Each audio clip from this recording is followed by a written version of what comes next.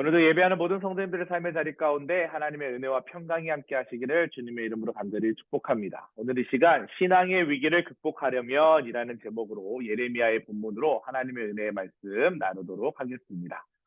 오늘 말씀에 보면 예레미야 선지자가 지금 핍박하고 또 박해를 했던 여호야 김시대의 이야기라는 것을 알 수 있습니다. 사실 요시야 왕 때는 아주 왕성하게 말씀 부흥 운동도 일어나고 성전도 깨끗하게 치워지고 개혁 운동이 일어났는데 그 다음 왕이었던 여호야 김 때 완전히 반대적인 상황이 일어납니다. 하나님의 말씀을 경시하고 또 깨끗해진 그 성전을 다시 더럽게 하는 그 왕이 바로 여호야 김이었습니다. 심지어 하나님의 말씀을 대언하는 선지자들을 죽이기까지 했습니다. 이렇게 지금 이스라엘 백성들에게는 큰 위기가 닥쳤습니다.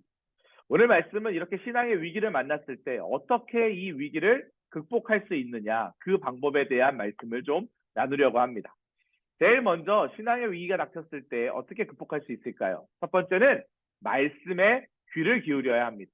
예레미야 26장 2절 말씀을 보니까 여호와의 성전뜰에 서서 유다 모든 성읍에서 여호와의 성전에 와서 예배하는 자에게 내가 내게 명령하여 이르게 한 모든 말을 전하되 한마디도 감하지 말라라고 기록되어 있습니다. 유다 백성은 요시야 왕이 죽은 후 급속히 타락의 길을 걸었습니다. 그런 의미에서 지도자가 아주 중요하다라는 것을 알 수 있죠. 요시야 왕 때는 부흥운동, 말씀의 부흥운동, 개혁운동이 일어났는데 그 왕이 죽자마자 여호야 김이라고 하는 왕이 후대 왕이 되었을 때는 우상과 거짓 선지자들이 다시 드러나기 시작했습니다. 왕과 백성들이 악행을 지켜보신 하나님께서는 예레미야에게 말씀하십니다. 한마디도 나의 말에 가감하지 말고 있는 그대로 선포하라라는 거예요. 그럼 왜 있는 그대로 선포하라고 할까요? 경고의 메시지인데 왜 그렇게 선포하라고 했을까요? 그 말을 듣고 그 악한 길에서 돌아서기를 하나님은 끝까지 기대하셨다라는 것입니다. 우리를 절망으로 밀어넣은 신앙의 위기를 만났을 때 제일 먼저 우리가 해야 할 일은 하나님의 말씀에 귀를 기울이는 것입니다. 우리는 지난 2주간 부흥케 하소서라는 주제로 다니엘 특별 새벽 기도회를 은혜 가운데 함께 예배도 드리고 기도하며 찬양하며 그렇게 2주간의 시간을 보냈습니다. 부흥은 하나님으로부터 온다라는 말씀을 계속 들었죠. 하나님을 힘써 알 때, 하나님께서 내게 주신 은혜를 기억할 때 부흥이 임합니다. 신앙의 위기는 그 반대의 상황입니다. 말씀이 사라질 때, 엘리 제사장 시대는 말씀이 있었지만 말씀이 희귀해서 들리지 않았던 거예요. 말씀을 들었지만 세상과 말씀이 공존하는 상황 가운데 하나님의 말씀이 희귀해져 갔을 때 악행이 드러났다라고 성경은 이야기하고 있습니다. 우리는 위기의 상황이 됐을 때일수록 하나님의 말씀에 귀 기울이는 믿음이 있어야 합니다. 주시는 말씀을 가감없이 들을 수 있을 때, 그것을 깨달을 때, 그리고 그 말씀을 들었으면 깨달았으면 어떻게 됩니까? 돌이킬 때, 잘못된 길에서 돌이킬 때 우리는 비로소 신앙의 위기의 상황 가운데 하나님의 뜻을 구하고 하나님의 은혜의 자리로 그 자리를 옮길 수 있다라는 것입니다. 꼭 기억하시기 바랍니다. 두 번째, 신앙의 위기를 만났을 때 우리는 어떻게 해야 할까요? 불순종한 자에게 임하는 재앙이 있음을 우리는 반드시 알아야 합니다. 오늘 본문 말씀 9절에 보니까 어찌하여 내가 여호와 이름을 의지하고 예언하여 이르기를 이 성전이 실로같이 되겠고 이 성이 황폐하여 주민이 없으리라 하느냐 하며 주의 말씀을 들었습니다. 말씀을 들으면 어떻게 해야 합니까? 그 말씀을 듣고 깨달은 바 은혜가 있으면 그 말씀이 주는 그 길로 가야 해요. 그런데 말씀을 들었음에도 불구하고 회개하지 않습니다. 불순종의 길을 갑니다. 그럼 어떻게 된다고 오늘 말씀을 이야기합니까? 성전이 실로처럼 무너지고 성읍은 황폐하게 될 것이다 라고 이야기하고 있습니다. 실로가 어떤 곳이냐면 이스라엘 백성이 가나안에 들어가면서 거주하고 또 그곳에 성막을 만들고 여호와의 법궤를 모셨던 곳이 실로입니다. 영적인 아주 중요한 상징이 바로 실로라고 하는 곳이었어요. 중요한 의미가 있는 장소죠. 그런데 이스라엘이요 블레셋과 전쟁을 하지 않습니까? 사무엘상에 보면. 근데 그 실로에 있는 법궤를 메고 나갔어요. 어떤 마음이 있었던 거예요? 법궤는 하나님의 인재의 상징이죠. 하나님께서 우리와 함께 하신다는 그 상징을 법궤에 담았습니다. 그래서 그 법궤가 같이 나가면 하나님이 우리와 함께 하시기 때문에 우리는 절대로 전쟁에서 패배하지 않을 거야 라는 기복적인 신앙을 가지고 있었어요. 근데 웬걸요? 블레셋이요 그 법궤를 빼앗아 버렸습니다. 그리고 엘리의 제사장 두 아들이 거기서 죽임을 당하게 됩니다. 무슨 말이에요? 하나님이 택한 백성이라 하더라도 주의 말씀을 거역하면 재앙이 뒤따른다는 사실을 꼭 기억하시기 바랍니다. 하나님의 말씀에 순종하는 자는 하나님께서 하나님의 은혜와 복으로 덧입혀 주세요. 그리고 채워주세요. 그런데 그 반대적인 상황으로 가는 사람들은 반드시 재앙이 따른다.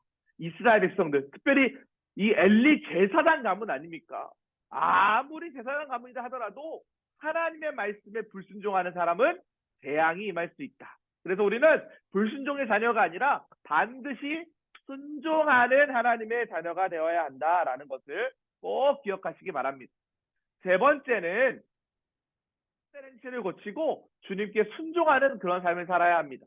오늘 본문 12절 말씀에 보니까 예레미야가 모든 고관과 백성에게 말하여 이르되 여호와께서 나를 보내사 너희가 들은 바 모든 말로 이 성전과 이 성을 향하여 예언하게 하셨느니라 라고 기록되어 있습니다. 하나님은 제사장들, 또 선지자들, 고관들, 백성들에게 말씀하라고 했어요. 누구에게? 예레미야에게. 그래서 예레미야를 보냈습니다. 성전에서 주의 말씀을 선포합니다. 왜요? 주의 백성들이 옳은 길로 가라고, 하나님의 뜻이 무엇인지를 분별하라고 예레미야에게 그 말씀을 선포하라고 하는 거예요. 주의 말씀은 모든 백성들이 들어야 합니다.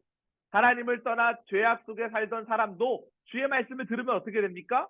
회개하게 되죠. 마음에 불이 붙게 되죠. 그럼 어떻게 돼요? 다시금 살 길이 열린다라는 거예요. 너희는 너희 길과 행위를 고치고 너희 하나님 여호와의 목소리를 청종하라. 그리하면 여호와께서 너희에게 선언하신 재앙에 대하여 뜻을 돌이키시리라. 사랑하는 성도 여러분, 우리 안에 잘못된 행실이 있습니까? 그럼 어떻게 해야 돼요? 메타노이아, 회개해야 합니다. 돌이켜야 합니다. 그것이 아닌 것을 알았다면 과감하게 유턴해야 돼요. 돌아와야 돼요. 주님이 우리를 통한, 오늘 말씀을 통한 우리에게 깨닫게 하시는 은혜입니다. 성전에서 선포되는 주의 말씀을 성도들이 기쁘게 듣고 순종하면 절망의 그림자는 다 물러갑니다. 주의 말씀을 내 마음에 새기고 우리의 행실을 고치고 믿음으로 우리가 살아갈 때 우리는 복된 신앙생활을 할 수 있습니다. 오늘 예레미야는 눈물의 선지자였습니다. 영적 암흑 시대입니다. 하지만 이러한 상황 때일수록 예레미야가 절절한 마음으로 외칩니다. 회개하십시오. 돌이키십시오. 그것은 잘못된 길입니다.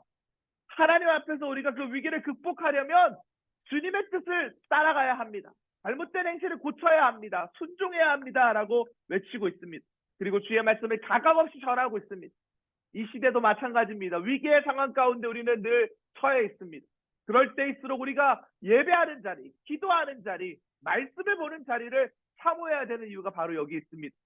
주의 말씀이 능력이기 때문입니다. 찬송이 우리의 삶에 있는 어두움을 걷어내기 때문입니다. 기도할 때 하나님과 영적인 호흡과 만남을 통해서 우리의 마음 가운데 주시는 은혜를 충만하게 경험할 수 있기 때문입니다. 영적 생활, 신앙 생활을 늘 충만하게 이어가시는 우리 모든 성도님 되시기 바랍니다.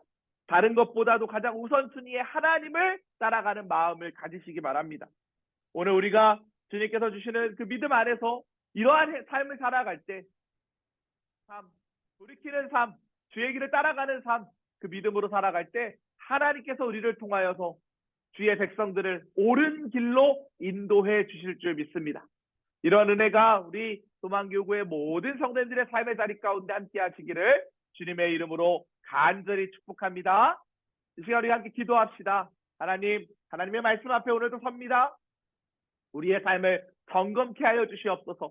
잘못된 행실을 다 고치게 하시고 주님께 순종하는 참 그리스도인 되게 달라고 기도해 주시기 바랍니다. 또 담임 목사님, 이제 이번 주 주일날 복귀하셔서 설교하시는데 영혼육에 강건함을 더하여 달라고, 또 각 속회마다 영적인 부흥이 일어나게 해달라고 주여 믿습니다 하시고 함께 기도하겠습니다.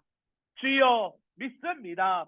하나님 아버지, 오늘도 눈물의 선지자 예레미야는 영적 암흑의 시대 가운데서도 하나님의 주의 말씀을 선포합니다.